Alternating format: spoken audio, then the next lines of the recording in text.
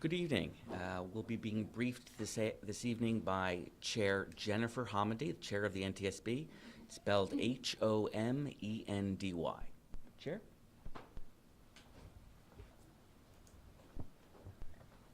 Good evening. I'm Jennifer Homendy, and I'm Chair of the National Transportation Safety Board. And with me tonight is John Lovell. He is our investigator in charge for this investigation. I want to talk through what we did throughout the day. It was our first full day on scene conducting investigative work. There was a lot of activity that went on today. All of our groups formed around looking at the structure, around looking at the systems of the aircraft, operations, and survival factors. And those are the areas I want to go through. So our structures team, we tweeted out a diagram of the door plug and components. And I just want to emphasize the correct term here is really plug. It is not a door because it's not usable. You can call it a door plug or a plug, but it's not a door. So we tweeted out the diagram of the door plug and components courtesy of Boeing.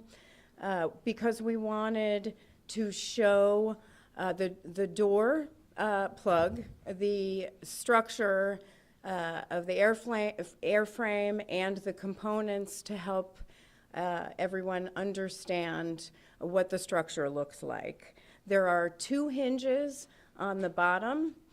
These hinges are really designed to open the plug for inspection. It opens about 15 degrees.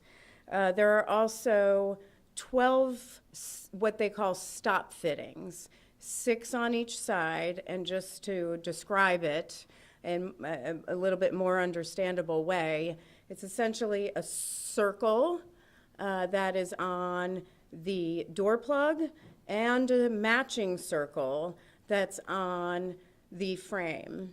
And these line up, and the purpose of a stop fitting is to prevent that door plug from being pushed out of the airframe. So that is what's holding the door in place. So the structures team spent the entire day documenting damage, deformation, and witness marks on the left plug surround structure. That's the frame, in situ, as it stands right now. They took photos, they looked at witness marks, they looked for paint transfer, and they identified the components that they want to send back to our lab for further evaluation. And it's really all the fittings and some additional components that they want to send back to the lab and look under the microscope to take a closer look. They'll look for fractures, they'll look at more paint marks, some other If anything was sheared or there was any deformation, they may be able to see it better under the microscope. Tomorrow, they will take a look at the intact plug on the right side of the airplane. They will take the panels off and take a look at that. Now, our systems group began looking at all the aircraft systems.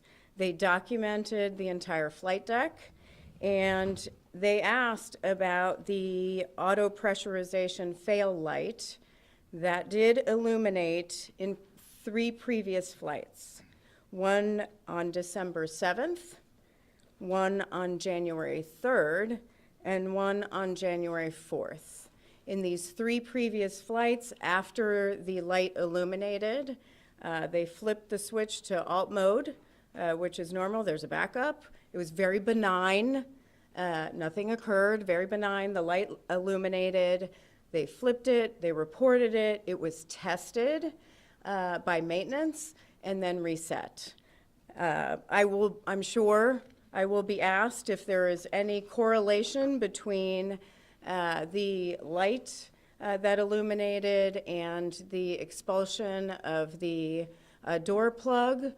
We don't know that there was any correlation of the two. It could be entirely separate. We do know that there was a decision by Alaska Airlines to a restriction, actually, they put in place. They call it an ETOPS restriction that prevented that plane from being flown to Hawaii over water, so that it could, if some light did illuminate, it could return very quickly to an airport. Again, it's very much described as benign, but we did order, one thing I should mention is they did order additional maintenance look at that light that was not completed before the time of this event. We plan to look at that more, and we've requested documentation on all defects since delivery of the aircraft on October 31st. Our survival factors group carefully documented damage to the interior of the aircraft. That was from the impact of the explosive decompression. There was a lot of damage to paneling, to trim, to the windows, meaning the internal portion of the window. That's the plexiglass, the plastic portion, but the seal in the windows were still intact. Some of the insulation was pulled out in some areas. Those are all not critical to the structure of the aircraft. So I just want to emphasize that, but they did document damage to the interior of the aircraft in the following rows. Rows 33, 32, 31, 27, 26, 25, 12, 11, 4, 3, 2, and 1. Again, on 26 and 25, you had damage to the seats as well. The 26A was torqued, so was 25A. The headrests on 25A and 26A were gone. The seat back on 26A is also missing. The tray table on the back of 26A is also missing. So they pulled those seats out we would like to take a closer look at those. We are also looking at the functionality of one of the oxygen panels. We found that the pin is down. We want to see the way it's configured right now, the oxygen masks are up in the panel. So that tells us a couple of things. Either they didn't drop, or they did. And what often happens is as passengers are deplaning, they will put the oxygen mask out of the way and back up into the panel. So we're going to contact the passengers in that row and ask what occurred there. So the survival factors team also looked at the exterior of the aircraft and verified that there is no structural damage to the aircraft. Again, I want to repeat, no structural damage to the aircraft. That damage on the inside, that's just interior paneling, trim. It has nothing to do with the structure of the aircraft and airframe itself. That is not damaged. I will also mention that I was asked about passengers, whether passengers were moved from 26A and B. They were not moved from 26A and B. There was no one in those seats. There were empty seats. Again, we have 178 seats on this plane. 171 had passengers in them. On the plane were 3 babies held in the laps of caregivers. I do want to mention safety involving infants in your lap. The NTSB has long recommended, and the Federal Aviation Administration has long recommended, and Alaska Airlines on their website also recommends for caregivers or those accompanying infants under the age of 2 to purchase a seat for that infant and to put them in their own car seat, their car carrier, and to strap them in to ensure safety. If you think about it, what is being told to passengers by the flight attendants during a safety briefing? Please secure all your loose items, put bags under the seats during takeoff, during landing. That's for safety, so things don't move around. The folks we should be most focused on, other than those around the cabin, are our most precious children.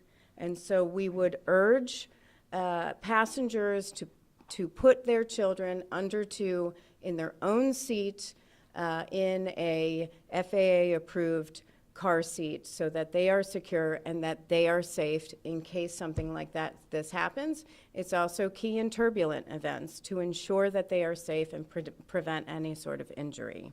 So I just want to highlight that. I also want to mention there were 4 unaccompanied minors on this flight.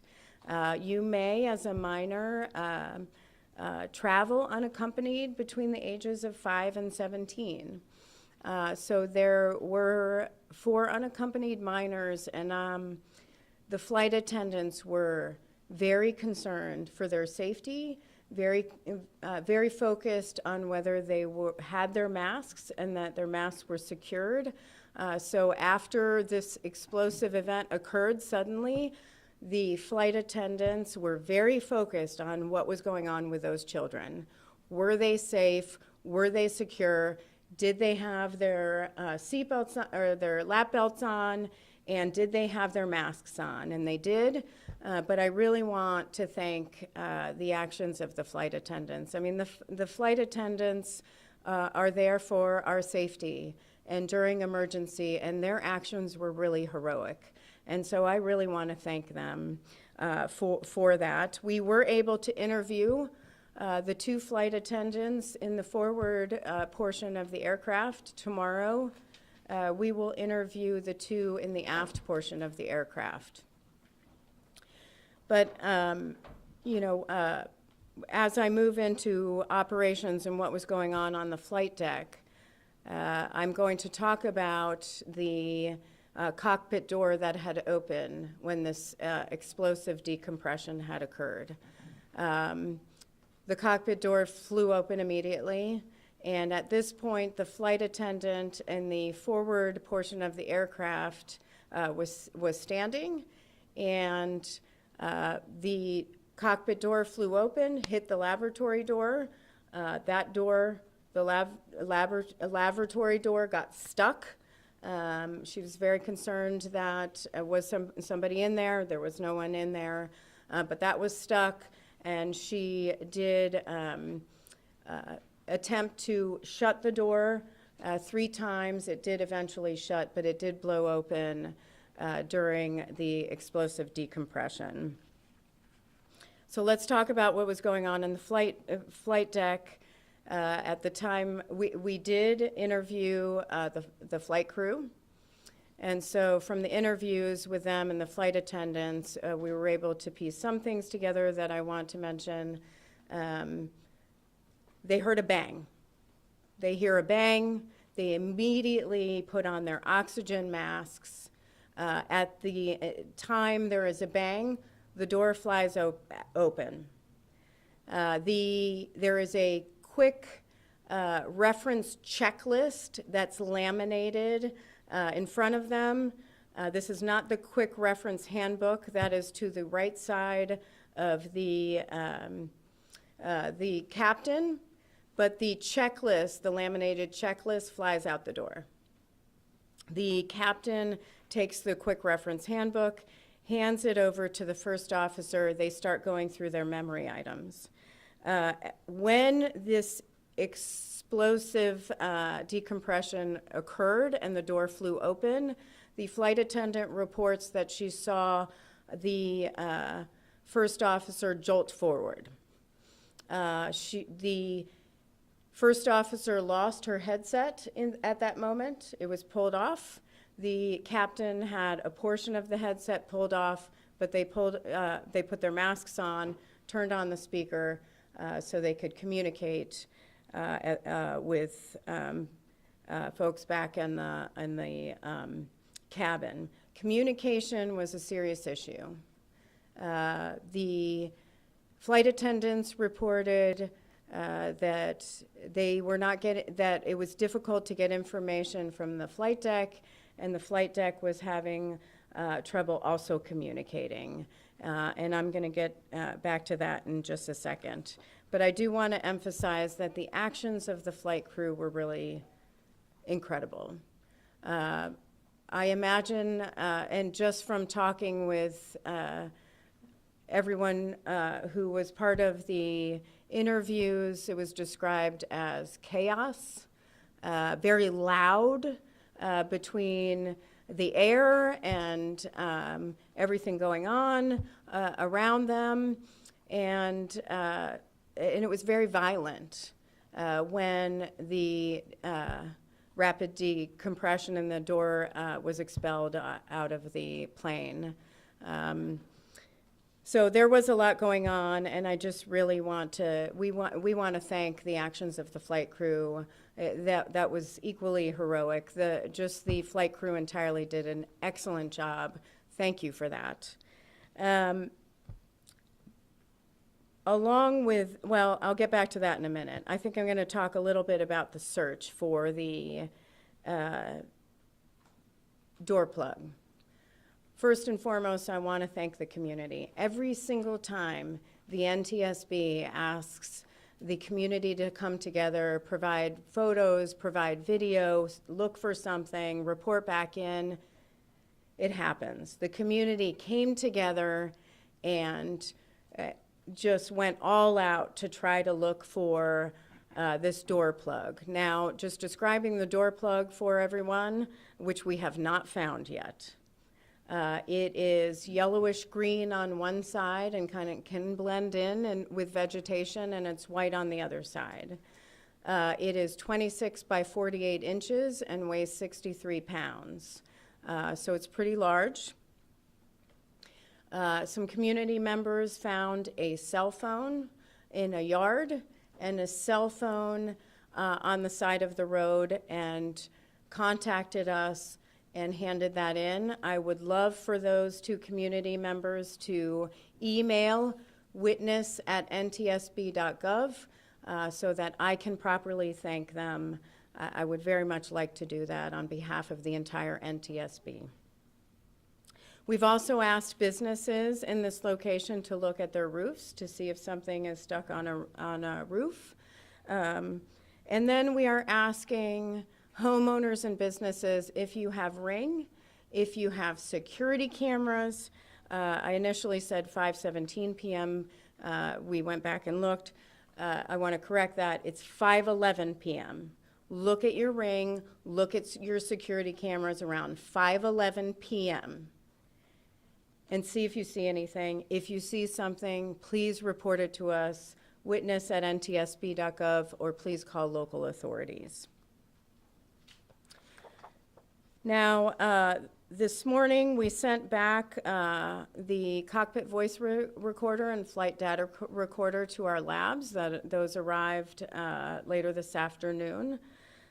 We are using part of the data in the flight data recorder to narrow the area that we want to search for the door plug. The cockpit voice recorder was completely overwritten. There is nothing on the cockpit voice recorder. Now, the Emergency Operations Center at this point was being established pretty rapidly by Alaska. There was a lot going on the flight deck and on the plane. It's a very chaotic event. The circuit breaker for the CVR was not pulled. The maintenance team went out to get it, but it was right at about the 2-hour mark, and it was completely overwritten. At 2 hours, it re-records over it, so we have nothing from the CVR. I want to focus on that for a second. Since 2018, we've done 10 investigations where the CVR was overwritten. 4 of those were recent runway incursions. We have this event, and back in 2018, there was a very significant near miss with an Air Canada plane that almost landed on a taxiway at San Francisco International Airport. On that taxiway were 4 airplanes with a combined total of about 1,000 people. The Air Canada plane came within 60 feet of coming right down on one of those airplanes that had passengers on it before it began to perform a go-around. The CVR was completely overwritten. The NTSB has many times talked about the need to increase the time on CVRs from 2 hours to 25 hours, which is consistent with Europe and many other countries. Now, the FAA, thankfully, has taken some recent action to issue a notice of proposed rulemaking to extend CVR time from 2 hours to 25 hours, but only on newly manufactured aircraft. So it would not affect this aircraft. It can be, you can easily install a different cockpit voice recorder and increase the time from 2 hours to 25 hours. The planes that are in service now can have a life of 40, 50 years. So what that notice of proposed rulemaking is doing is saying everything out there now that can be out there in service for 40 to 50 years will not have 25-hour CVR, but anything that will be manufactured in the future would have 25-hour CVRs. Cockpit voice recorders aren't just convenient for the NTSB to use in investigations or the FAA to use in investigations. They are critical to helping us accurately pinpoint what was going on. And it's key to safety. For Alaska Airlines, they want to know affirmatively what was occurring in the cockpit. Anybody who learns how to fly is taught aviate, navigate, communicate. Communication is key. Why? Because the flight crew on the flight deck do not have situational awareness to what is going on in the back.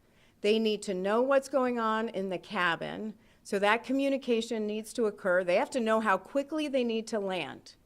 And if that communication is not recorded, that is unfortunately a loss for us, and a loss for FAA, and a loss for safety, because that information is key, not just for our investigation, but for improving aviation safety. So I'm calling on the FAA to change the rulemaking. You have a notice of proposed rulemaking out right now. We are making comments to that rulemaking. We are calling for 25-hour CVRs in not just new aircraft, but retrofitting aircraft. And if FAA won't do it, we hope Congress will take action in the FAA reauthorization bill to ensure that it does. I cannot emphasize enough how important that is for safety. So with that, I will ask others to monitor ntsb.gov and our social media channels for additional media briefings and additional information that we may want to release. Again, we're trying to provide as much factual information as we can early on, so the public knows what we're doing as part of the investigation and finding, and for each of you to know as well. So I will take questions. We'll do, again, I'll call on you. Please provide your name and your affiliation. You had your hand up first. I'm Mike with CNN. Pete Montini, my buddy, is the expert, so forgive me if I mess up any of the parlance. But could we talk about the auto pressurization light that failed 3 times and Alaska Airlines' decision not to allow the aircraft to fly to Hawaii? How concerned were you learning that information? I know that you said it was very benign, nothing occurred when the auto pressurization light failed, but again, not being Mr. Montini, that stuck out to me. Could you talk to us layman's a little bit more about that? And just to clarify, the word benign was not one by the NTSB, but reported to us as benign. Okay, thank you. So we will want to look into that system further, and we're going to want to look at the maintenance and repair logs. We'll want to talk to maintenance personnel, and we're going to want to look at any sort of repairs that were made to the aircraft from delivery. The question, I apologize for the viewers, the question was on the auto pressurization light that illuminated. It's certainly a concern, and it's one that we want to dig into and look at what occurred there, and if there is any relation at all or correlation to what occurred on this event. We don't know that at this time. I don't have all the details on the December 7th illumination, when that lit. One, January 3rd occurred in flight. The other occurred after it had landed, which would be, there wouldn't be a pressure issue when you're on the ground. So it shows that the cabin is not being pressurized properly? Is that the function of this light? That's, the question is the function on the light, for the light. That's what it would indicate, or it could be just a failure of the light. Okay. It may have nothing to do with the auto pressurization system. It could be something wrong with the light. And my final, before I yield back to my colleagues, is that weird, or is that an unusual decision for an airline to just kind of sideline an aircraft and decide not to fly it over the Pacific Ocean because of something that could be wrong? The question is on the ETOPS restriction, or the restriction Alaska put in place to move that aircraft over water to Hawaii. That is a decision. That's a question. Great question for Alaska. Those are questions we are asking as well. Yes, and then we'll go here. Ashley Graham, KGW News. How important is it to find this door? Can you finish the investigation if you don't have it? The question is, how important is it for us to find the door? and how key is it to our investigation, will we be able to determine how this occurred. Our structures team is incredibly talented. Our research and engineering team is incredibly knowledgeable. We have a lot of ability in our lab with our microscopes to really look at some of the components more in depth. It's just going to take longer. We'll figure out what occurred here and how it occurred here, but this is a key missing component, and that's why we want to find it. Yeah. So based on what you found so far in your investigation, Fedor Zarhan with the Oregonian. Thank you. Based on what you found so far, what are the leading theories on what may have happened? Like, what do you think happened? The question is, what are the leading theories on what happened? The NTSB only deals in facts. We don't guess or speculate. We go where the facts lead us, where the evidence takes us. And so right now we are in a fact-finding phase of the investigation. What fact-finding means is we want to document all the evidence. We want to make sure we have all the pictures we have all the that we need, all the components we may need off of the aircraft, that we are asking the right questions for the right information. But the analysis of how this happened occurs later. Yes, I'll come back to you. Nancy Keys with the Wall Street Journal. Can you go into more detail about how you're going about narrowing where to find the door plug? And does the fact that the CBR was overwritten, does that hamper that search? Any sort of details on how you're going to narrow that field? Yeah, the question is the narrowing of the search area for the door plug. First of all, we used radar returns for narrowing the area to begin with. And there's data that our engineering team will look for to see if they could further narrow the area even more. Yes, and I think you had a second question. Victor Park with KATU. Have you been able to speak to all of the passengers or track them down? And do you plan to release any passenger manifests? The question is, have we interviewed any of the passengers, and do we intend to release a passenger manifest? The NTSB does not release passenger manifests, first and foremost. When it comes to interviews of the passengers, our survival factors team will at some point interview passengers. Right now they are documenting the exterior and interior of the aircraft, and then when they develop questions, they will reach out to the passengers that they feel they would like to interview. Yeah.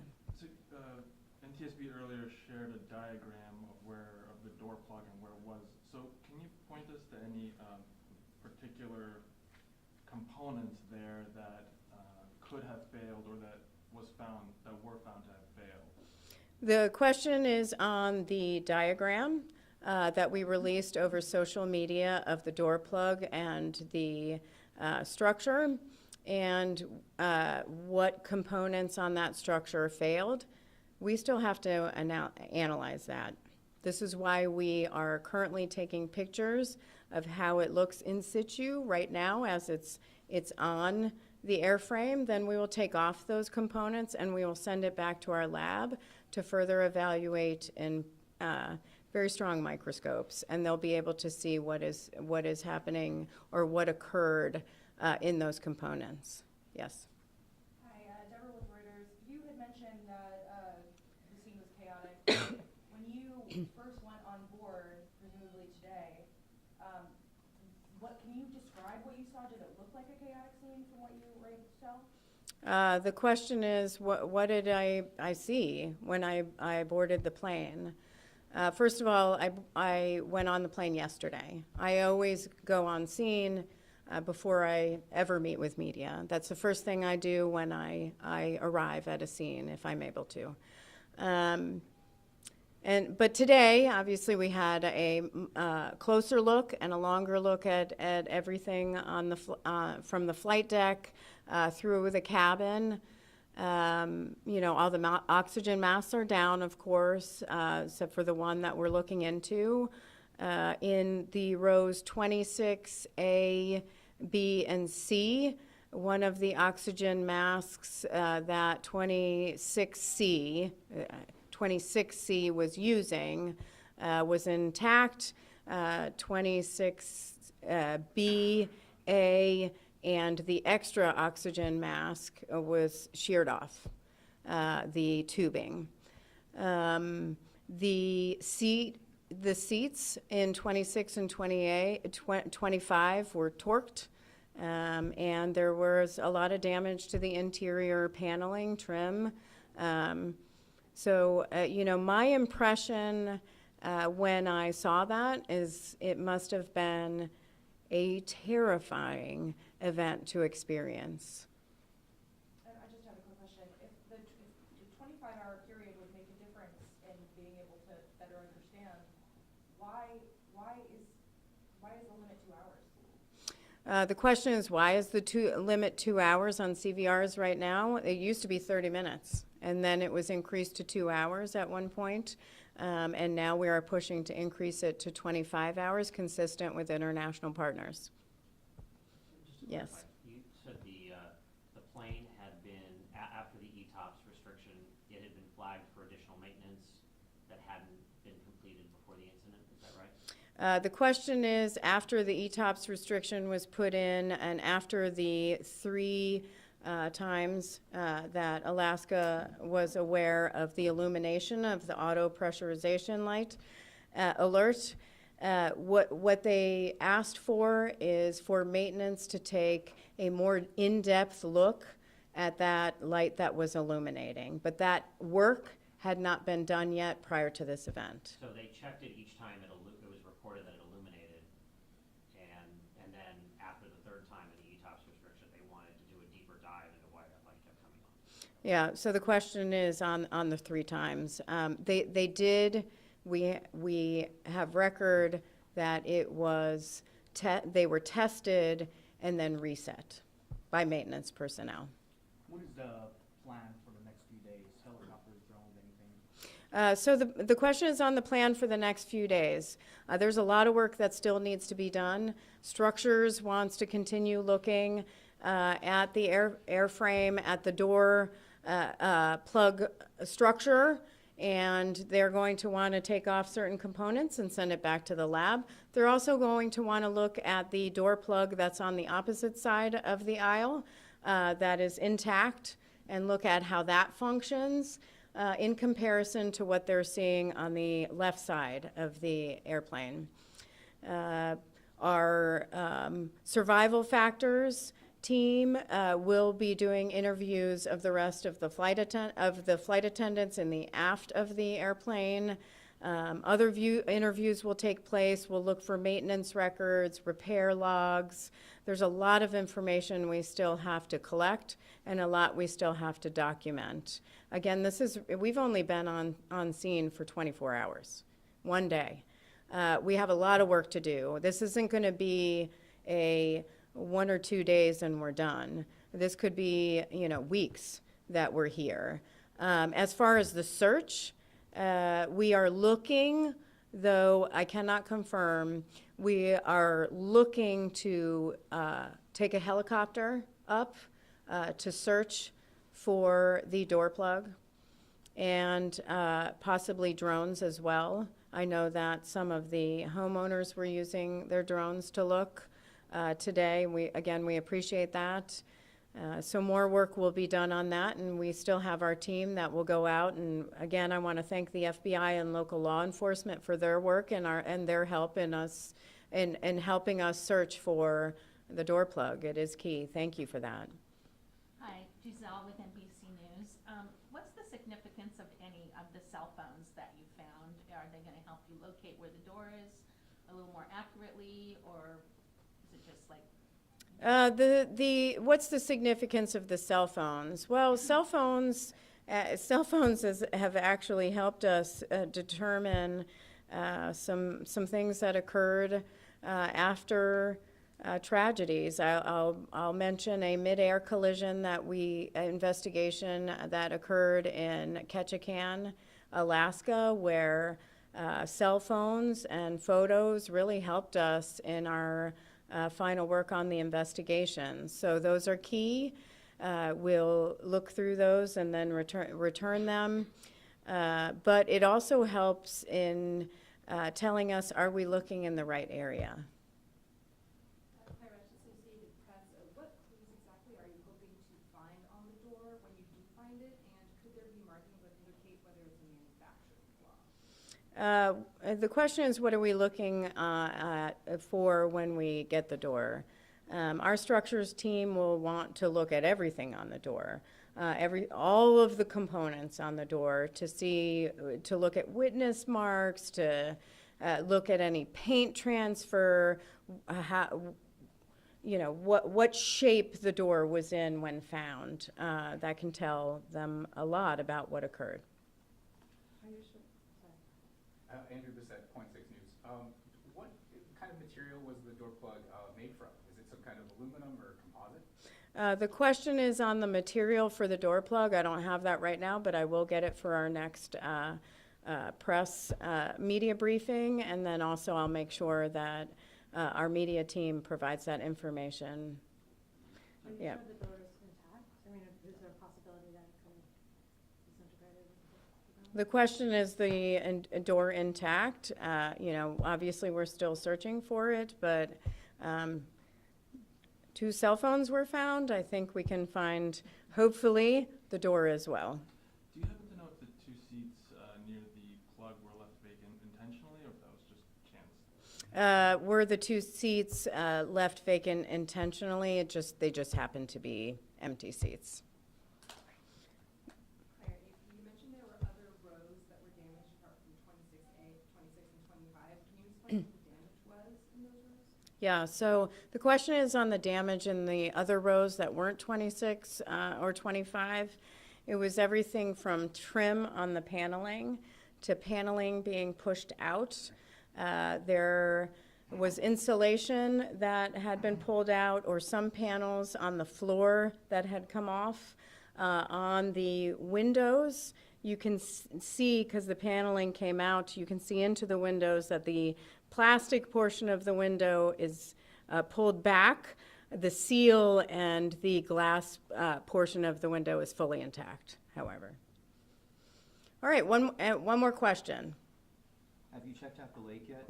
Commonwealth Lake, it's in the search zone. The question is on the lake. That is on our list, on whether we are able to look in that area, but we have lots of experience on looking for evidence in water. So that is something that's on our list as a possibility. Thanks so much. Thank you. Thank you.